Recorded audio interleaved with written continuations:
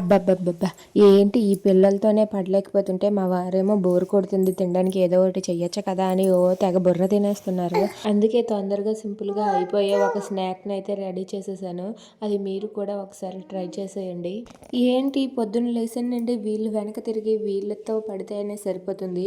మా ఇంట్లో చిన్న పిల్లలు ఉన్నారండి. వీళ్ళతో పడితే అప్పటికే సరిపోతుందండి. మీ ఇంట్లో కూడా చిన్న పిల్లలు ఉన్నప్పుడు ఇప్పుడు ఇలాగే హడావిడిగా ఉండేది కదా! ఎంతమంది ఉన్నా ఇంట్లో అందరికీ పనేనండి. పిల్లల దగ్గర ఎంతమంది ఉన్నా సరే పని అలా సరిపోతుంది. ఒకటి చేసిన తర్వాత ఒకటి, ఒకటి చేసిన తర్వాత ఒకటి.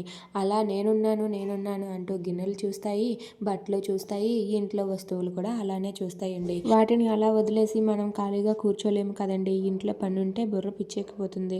అందుకే ఆ పని పూర్తయ్యేసరికి గడియారంలో ముల్లులు కూడా అలా గిర్రమని తిరిగేస్తాయి.